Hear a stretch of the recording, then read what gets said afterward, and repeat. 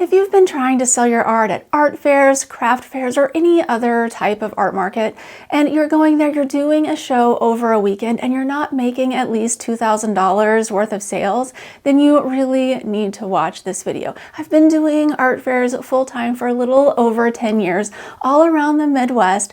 I do 10 to 12 shows per year, and I've learned a lot along the way, especially how to maximize sales at these types of events. So in this video, I'm going to go over 4 things that you need to look at within your art business, and if you address these issues, you're going to make more money at shows. And first thing is a very easy fix. What size of shows are you selling your artwork at? Are they really small, like 1,000 people attending? If so, then this is likely the first problem you need to fix.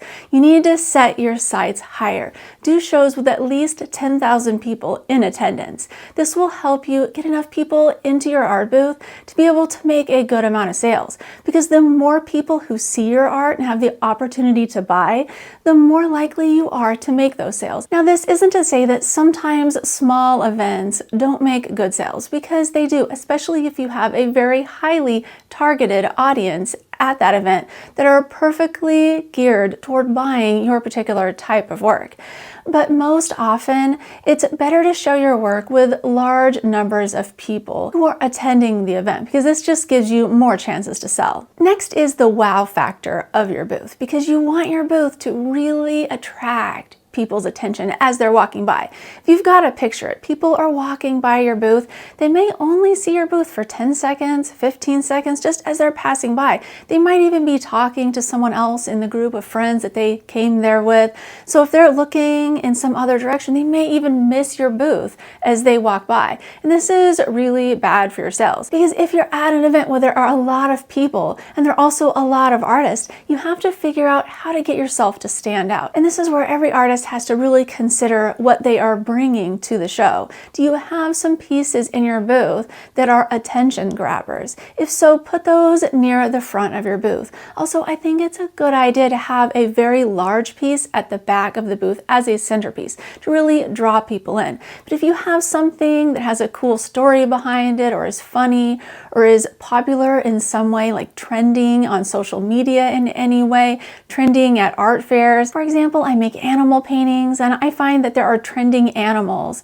and oftentimes people want artworks of these animals based on something they have seen on social media or a movie that just got released. Lately, one of the most popular animals with kids are capybaras, and this is because they're seeing them all over the internet. There's so many videos out there with cute little capybaras, and they're really popular. And so the kids, if they walk by my booth and they see a capybara at the front of the booth, they're instantly going to want to come in. So if you can figure out what is popular within your niche and have that item at the front of your booth, it's going to be an attention grabber. Ultimately though, you want to design your booth so that you will have that wow factor, so that it will stand out compared to the other art booths near you. Next thing you want to address is the product mix.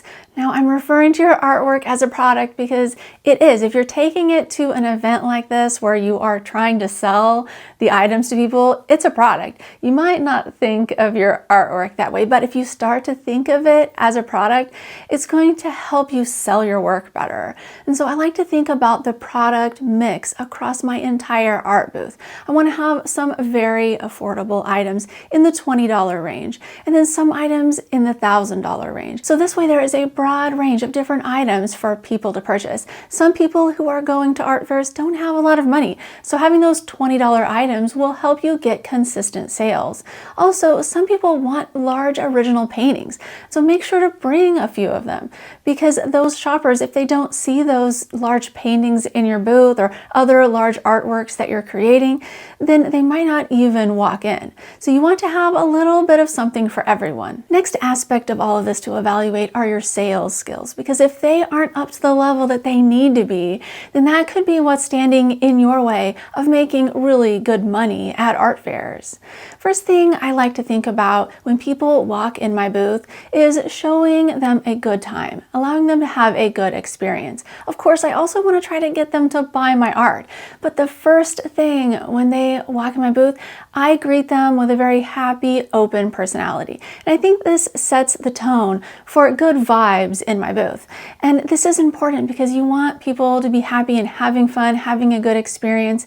And then when they are having that good experience, then you can nudge them a little bit toward making a purchase. And I'd caution you against being super salesy, because if you are overly salesy, it's probably going to drive people out of your booth. But at the same time, it's a balancing act because you also need to try to sell a little bit. If you're not trying to sell enough, then that could be the reason you're not actually closing those sales and making a good amount of money at the show.